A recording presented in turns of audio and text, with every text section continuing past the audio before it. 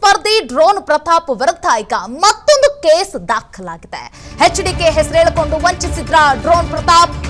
ಜಿಲ್ಲಾ ಪಂಚಾಯತ್ ಟಿಕೆಟ್ ಅನ್ನ ಕೊಡಿಸುವ ನೆಪದಲ್ಲಿ ವಂಚನೆಯನ್ನ ಮಾಡಿದ್ರ. ಈಗ ಅವರ ಮೇಲೆ ವಂಚನೆಯ ಆರೋಪ ದೂರು ದಾಖಲಾಗಿದೆ.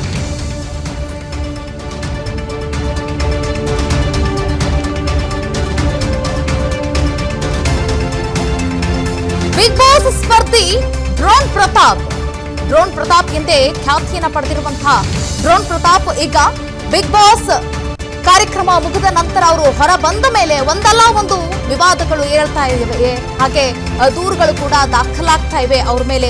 ಈಗ ಮತ್ತೊಂದು ವಿವಾದ ಸೃಷ್ಟಿಯಾಗಿದೆ, ಮತ್ತೊಂದು ದೂರು ಕೂಡ ದಾಖಲಾಗಿದೆ. ಏನಂತ ಎಚ್ಡಿಕೆ ಹೆಸರು ಹೇಳಿಕೊಂಡು ವಂಚಿಸಿದ್ರ ಡ್ರೋನ್ ಪ್ರತಾಪ್ ಎನ್ನುವಂತಹ ಪ್ರಶ್ನೆ ಈಗ ದಟ್ಟವಾಗಿ ಕಾಡ್ತಾ ಇದೆ. ಜಿಲ್ಲಾ ಪಂಚಾಯತ್ ಟಿಕೆಟ್ ಕೊಡಿಸುವ ನೆಪದಲ್ಲಿ ವಂಚನೆಯನ್ನ ಮಾಡಿದ್ರ. ಬೆಂಗಳೂರು ಪೊಲೀಸ್ ಆಯುಕ್ತ ದಯಾನಂದ್ಗೆ ಈ ರೀತಿಯಾಗಿ ದೂರು ದಾಖಲಾಗಿದೆ. ಚಂದನ್ ಕುಮಾರ್ ಗೌಡ ಎಂಬುವರಿಂದ ದೂರು ದಾಖಲಾಗಿದೆ.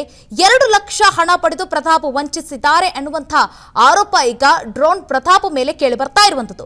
ನನಗೆ ಎಚ್ಡಿಕೆ ಪರಿಚಯವಿದೆ, ಆಗಾಗ ಅವರ ಫಾರ್ಮ್ ಹೌಸ್ಗೆ ನಾನು ಹೋಗಿ ಬರ್ತೇನೆ, ಫಾರ್ಮ್ ಹೌಸ್ಗೆ ಹೋಗಿ ಭೇಟಿ ಆಗ್ತೇನೆ ಅಂತ ಹೇಳಿ ಮೋಸವನ್ನ ಮಾಡಿದ್ರ ಡ್ರೋನ್ ಪ್ರತಾಪ್ ಈಗ ವಂಚನೆಯನ್ನ ಮಾಡಿದ್ರ ಅನ್ನುವಂಥ ಪ್ರಶ್ನೆ ಈಗ ಎದುರಾಗ್ತಾ ಇದೆ. ಅದು ಯಾರಿಗೆ ಅಂತ ಅಂದ್ರೆ ಚಂದನ್ ಕುಮಾರ್ ಗೌಡ ಎಂಬುವರು, ಅವರಿಗೆ ಇವರು ವಂಚನೆ ಮಾಡಿದ್ದಾರೆ ಅಂತ ಅವರು ದೂರನ್ನ ದಾಖಲು ಮಾಡಿದ್ದಾರೆ. ಈ ಕುರಿತಾಗಿ ಬೆಂಗಳೂರು ಪೊಲೀಸ್ ಆಯುಕ್ತ ದಯಾನಂದ್ ಅವರು ಮಾಹಿತಿಯನ್ನು ಹಂಚಿಕೊಂಡಿದ್ದಾರೆ. ಈ ರೀತಿಯಾಗಿ ದೂರು ದಾಖಲಾಗಿದೆ ಅಂತ ಮಾಹಿತಿಯನ್ನು ಕೊಟ್ಟಿದ್ದಾರೆ.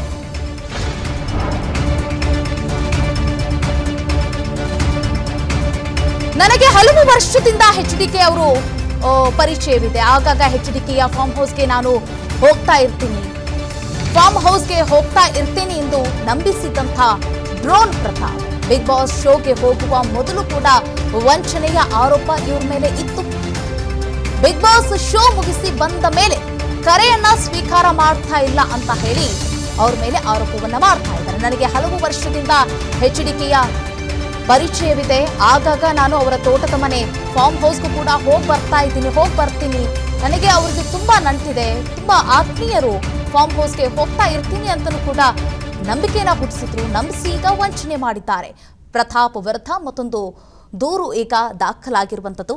ಜಿಲ್ಲಾ ಪಂಚಾಯತ್ ಟಿಕೆಟ್ ಅನ್ನ ಕೊಡಿಸೋದಾಗಿ ಚಂದನ್ ಕುಮಾರ್ ಎಂಬುವರಿಗೆ ಇವರು ವಂಚನೆಯನ್ನ ಮಾಡಿದ್ದಾರೆ ಅನ್ನುವಂಥದ್ದು. ಅಂದರೆ ಹಣ ಪಡೆದು, ನನಗೆ ಎಚ್ಡಿಕೆ ಅವರು ತುಂಬ ಆತ್ಮೀಯರು, ನಾನು ಆಗಾಗ ಅವರ ಫಾರ್ಮ್ ಹೌಸ್ಗೂ ಕೂಡ ಹೋಗಿ ಬರ್ತೀನಿ, ನನಗೂ ಅವ್ರಿಗೂ ತುಂಬ ಆತ್ಮೀಯತೆ ಇದೆ, ಹೀಗೆ ಒಂದಲ್ಲ ಒಂದು ವಿಚಾರಗಳನ್ನು ಹೇಳಿ ಅವ್ರಿಗೆ ನಂಬಿಕೆಯನ್ನು ಹುಟ್ಟಿಸುವಂಥ ಪ್ರಯತ್ನವನ್ನು ಮಾಡಿದ್ದಾರೆ. ಅವ್ರನ್ನ ನಂಬಿ ಇವರು ಹಣನೂ ಕೂಡ ಕೊಟ್ಟಿದ್ದಾರೆ ಅನ್ನುವಂಥ ಮಾಹಿತಿ ಕೂಡ ಇದೆ. ಹೀಗಾಗಿ ಈಗ ಇವರು ಬಿಗ್ ಬಾಸ್ ಶೋ ಮುಗಿಸಿಕೊಂಡು ಹೊರ ಬಂದ ನಂತರ ನಾನು ಕಾಲ್ ಮಾಡ್ತಾ ಇದ್ದೀನಿ, ಆದರೆ ನನ್ನ ಕಾಲ್ಗೆ ಅವ್ರು ರೆಸ್ಪಾಂಡ್ ಮಾಡ್ತಾ ಇಲ್ಲ, ಕರೆ ಸ್ವೀಕಾರ ಮಾಡ್ತಾ ಇಲ್ಲ ಅಂತ ಅವರು ಆರೋಪವನ್ನು ಮಾಡ್ತಾ ಇದ್ದಾರೆ. ಅನುಕ್ಷಣದ ಸುದ್ದಿಗಳಿಗಾಗಿ ವಿಸ್ತಾರ ನ್ಯೂಸ್ ಯೂಟ್ಯೂಬ್ ಚಾನೆಲ್ ಸಬ್ಸ್ಕ್ರೈಬ್ ಮಾಡಿ. ಹೊಸ ಸುದ್ದಿಗಳ ನೋಟಿಫಿಕೇಶನ್ಗಾಗಿ ಬೆಲ್ ಐಕಾನ್ ಕ್ಲಿಕ್ ಮಾಡಿ.